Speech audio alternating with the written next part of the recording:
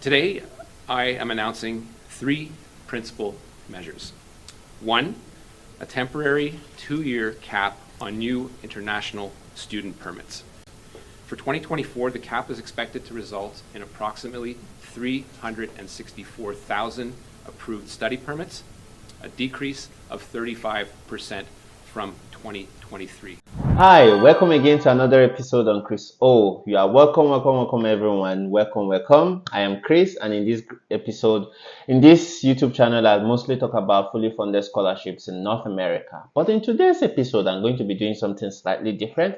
I'm going to be talking about Canada immigration, the latest breaking news about Canada immigration. Yeah, so it is not something I don't usually do. Of course, I talk about immigration. You cannot come for fully funded scholarships from abroad and not talk about immigration. So that is why I'm making this commentary. This is just a commentary on the latest news on Canada immigration for those of you who are thinking about coming to Canada. So if this is a topic or an issue that interests you, come on in.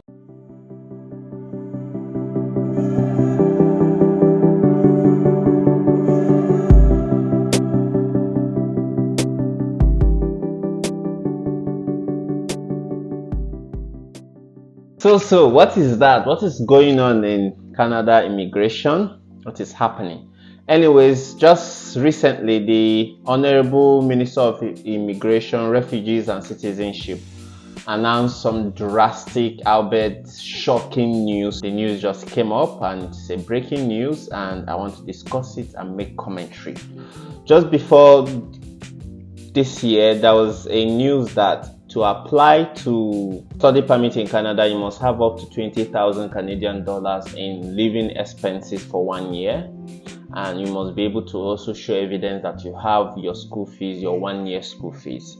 So some people are speculating that this approach, this new development, is to curb the influx of international students who come here and become stranded, and then they want to restrict international students coming to this country. Well, I beg to differ. I don't think I share this opinion.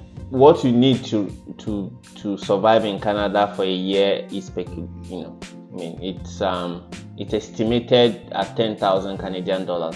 But now so many things have changed. Inflation, poor economic choices and all that had economic downturns and all that made it difficult for people to survive on that 10,000 Canadian dollars a year. In fact, rent alone, you know how much rent alone is. So it's crazy to think that you can survive in Canada for 1 year on 10,000 Canadian dollars.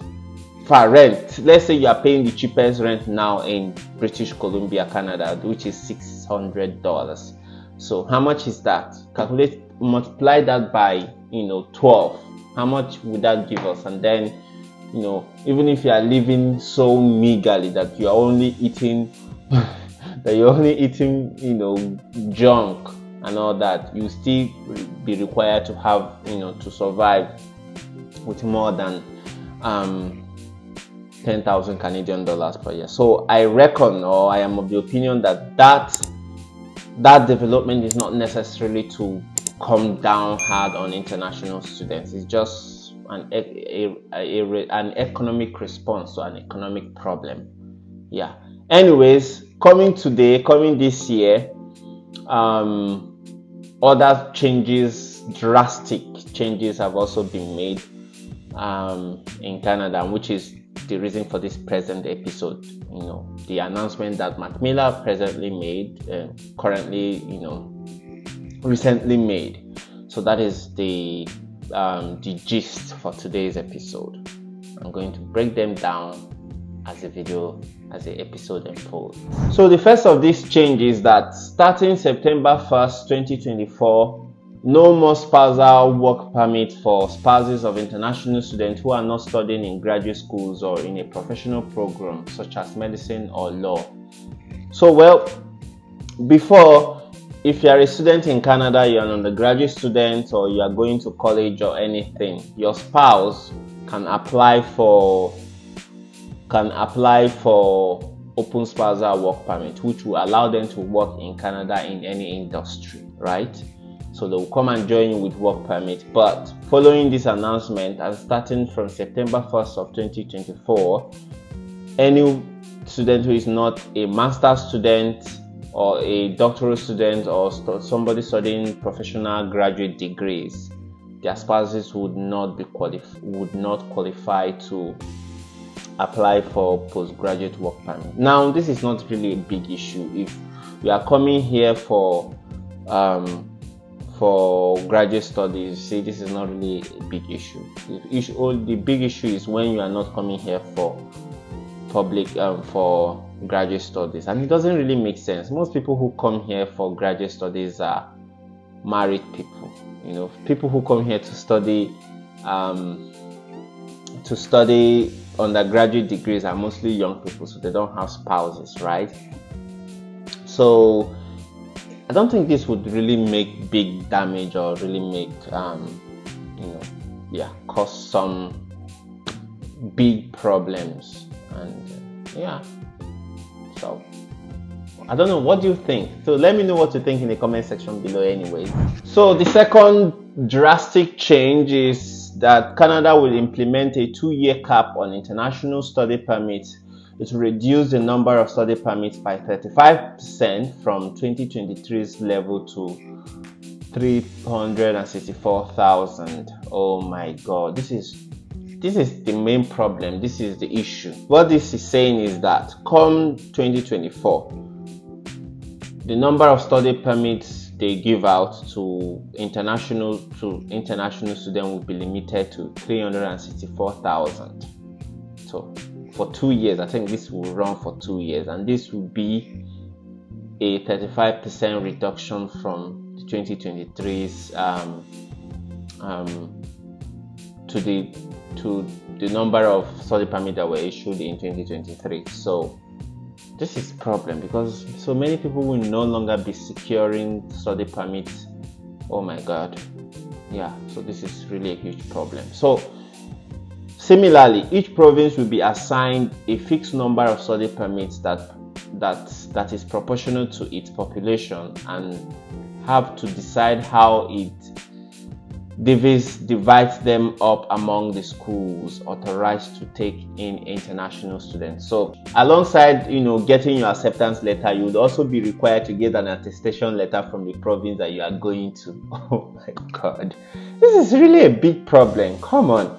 So the best thing would be to go to territories like Yukon, where it is very cold. I think those places that people do not often go would not be an issue anyways. That is one way to circumvent this change, this demand. So places like Ontario, that is often almost everyone goes to Ontario, will be greatly affected. Then BC, most people forget about BC. I am presently a resident of British Columbia. Many people forget about this place because it is in the westernmost end of the world.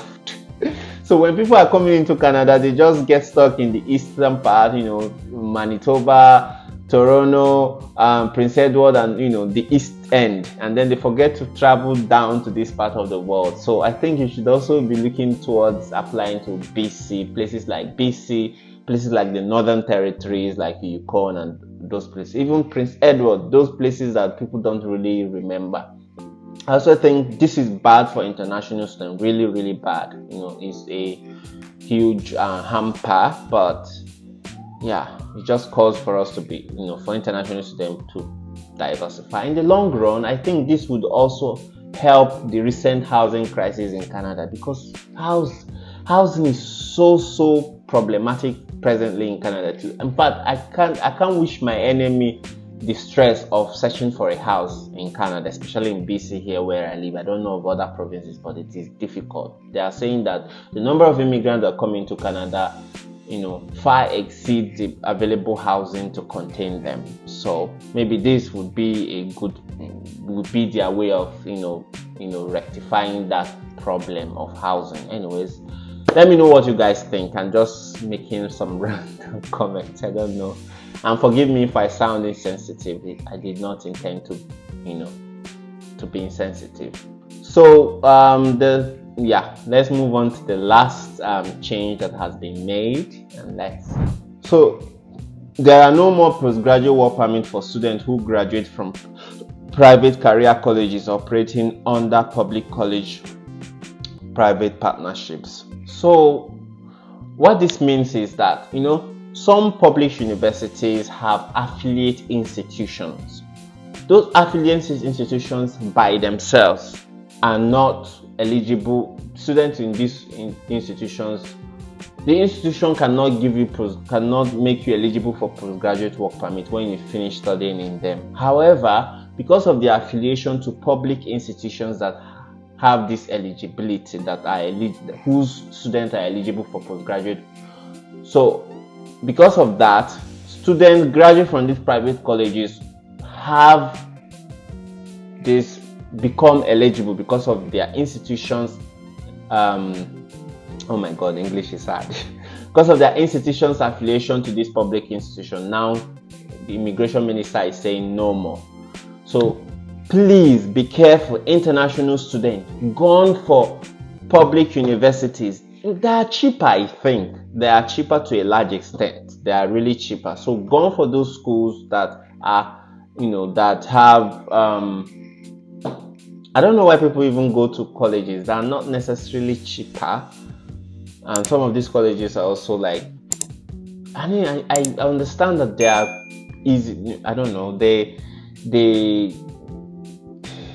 are more accessible compared to public institutions. Yes, they are more accessible, but please be careful when you're applying to universities in Canada. Please make sure to apply to those ones that are eligible for postgraduate work permit, because if you intend to stay in Canada and your institution is not eligible for postgraduate work permit, you are doomed, because it's not necessary.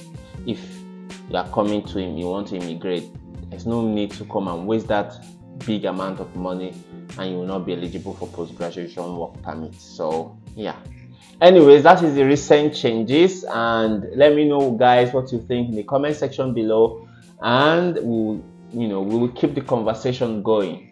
Anyways, have a great week, and I do hope you enjoyed the episode. I hope it was very quick. Anyways, yeah, thank you. Yeah, bye bye, see you.